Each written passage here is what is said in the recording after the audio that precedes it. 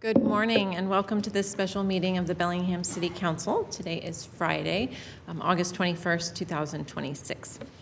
So I'm going to first call the meeting to order and we will begin just with attendance. I wanted to note that Councilmembers Lilliquist, Williams, and Anderson are with me here in chambers, and Councilmember Hamill is joining us remotely online, which you're able to see here in chambers from the video feed.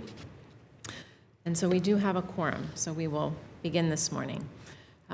So this is a very limited special meeting. The subject of this meeting is issuance of a decision on the appeal of the Bellingham hearing examiner's decision for the project known as the Woods at Viewcrest. This special meeting is called for the purpose of delivering the council's decision on the appeal of the Bellingham hearing examiner's decision for the project known as the Woods at Viewcrest, following the quasi-judicial closed record hearing held on Monday, August 10th, 2026. On June 5th, 2026, the Bellingham hearing examiner issued a decision approving the preliminary plat, sub 2022-0011, subdivision variance var 2022-0002, and critical areas permit CAP 2022-0005 for the above-mentioned project at 352 Viewcrest Road. Project Mudbay Cliffs filed an appeal of hearing examiner's decision on June 18th, 2026, in accordance with BMC 2.56.080 and RCW 36.70B.110. On August 10th, 2026, the City Council held a quasi-judicial closed record hearing on the appeal. I want to note before I go further that Councilmembers Huthman and Cotton have also joined us remotely, so we have all council members present. Just a reminder from the hearing on August 10th, I know that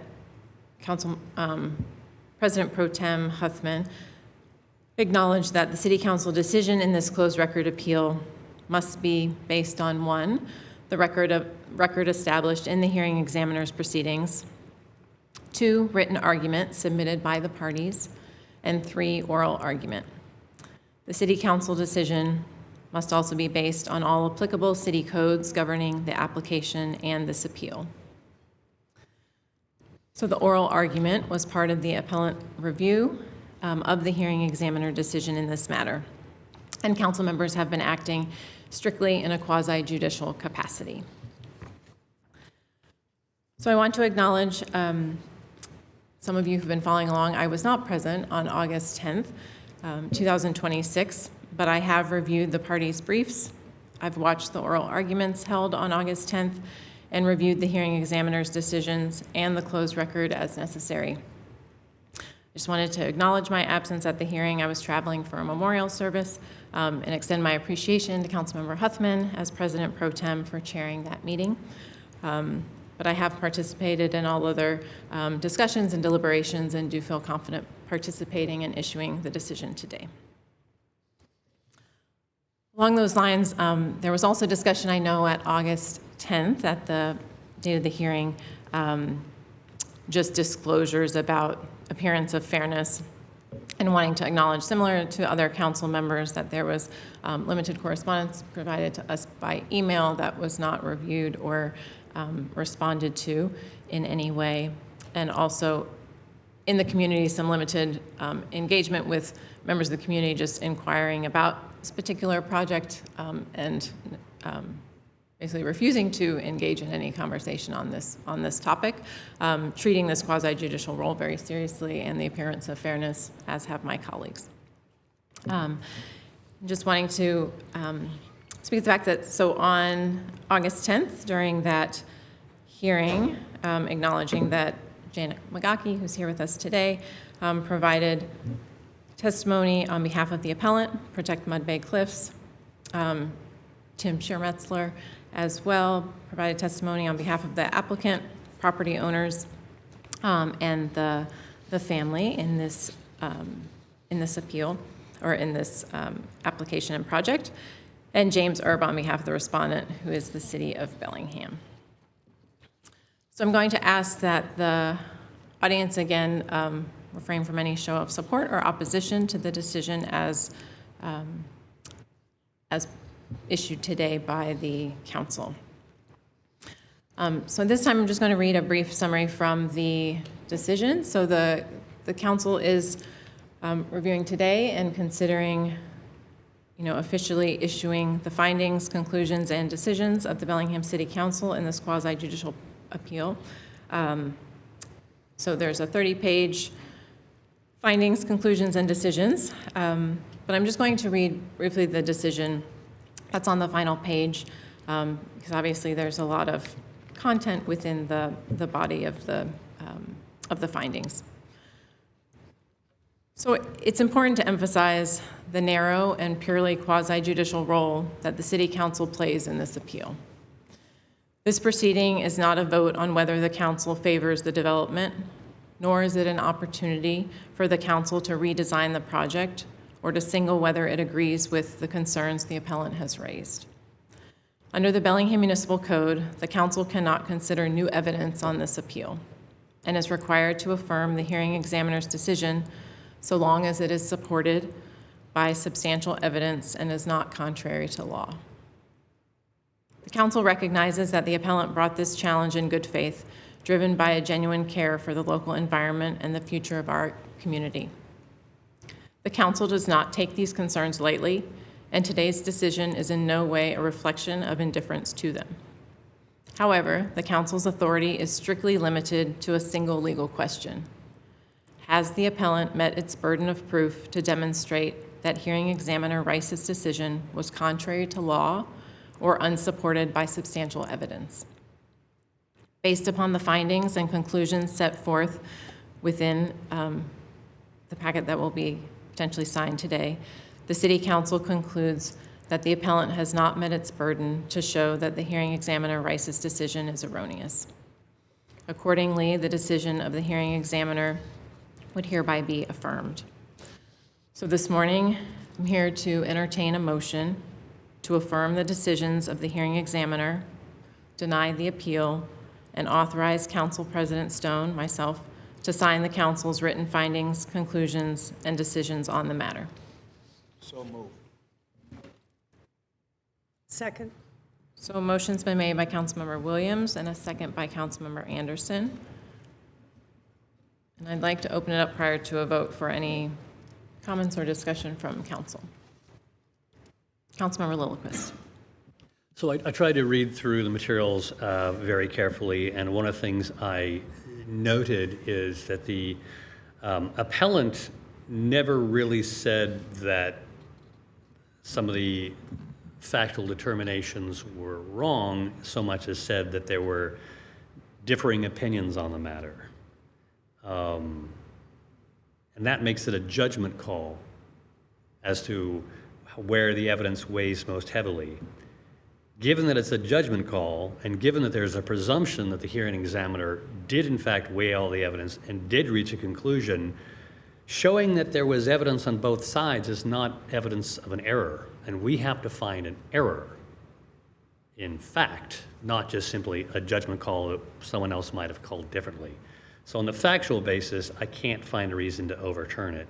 The strongest legal argument, if it can be said as such, is the assertion that all these important details of engineering and environmental and hydrological concerns needed to be worked out prior to preliminary plat approval.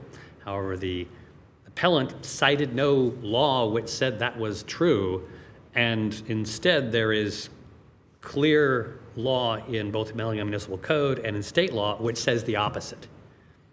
According to a ruling, a binding ruling in the state courts, a preliminary plat application is meant to give local governments and the public an approximate picture of how the final subdivision will look, and that requiring complete engineering and technical detail at the preliminary stage would run counter to Washington court's ruling.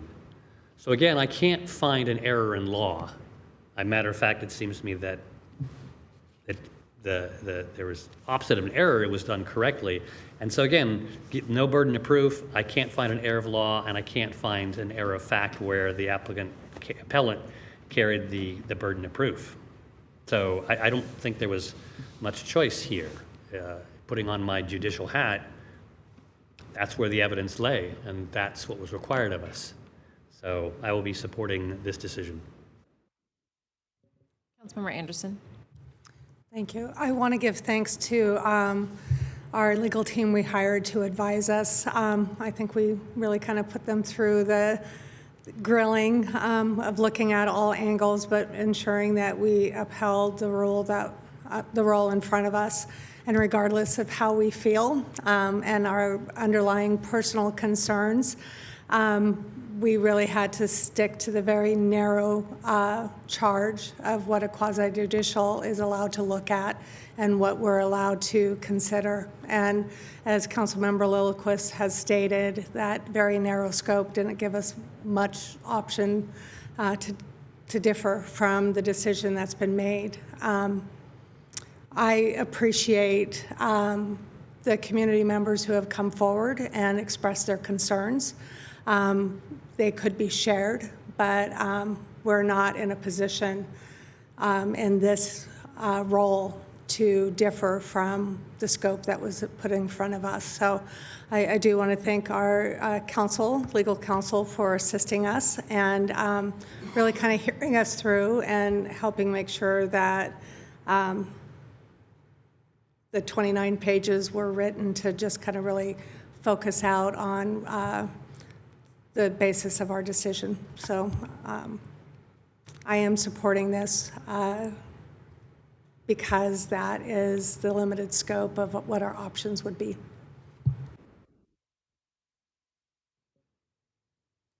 Any other discussion or comments from council before a vote? Okay. And I believe that this, I don't know that we need a formal vote of individual council members on the record, or if we can do it just orally, but typically the votes are just called as a group, so unless there is a division, we will do it by voice. So again, the motion before the council is to move to affirm the decisions of the hearing examiner, deny the appeal, and authorize Council President Stone to sign the council's written findings, conclusions, and decisions on this matter. All in favor will say aye. Aye. Aye. Aye. Aye. Any opposed or abstentions? Okay, saying aye myself, that passes 7-0. And I have the decision that's been reviewed thoroughly by the entire council with several edits and revisions, but I will sign the decision, and then our office manager can either make hard copies for the parties who are present today, or we can scan a copy and send that electronically. Council President, also to note that it will be mailed out as required by the procedures. Yep. So a copy will be mailed to all parties. And just making note that our mail internally goes out like on Tuesdays and Thursdays, and recognizing this is Friday, and with mail service being less than predictable sometimes, we just thought it would be a great courtesy just to be able to provide those copies further in advance. I also want, upon closing this meeting, just to acknowledge again outside counsel and Carmichael Clark. So Rob Carmichael and Yingwu, thank you very much for your service as outside counsel. It's been a steep learning curve for us as a body to navigate this process, so we're very grateful for your representation.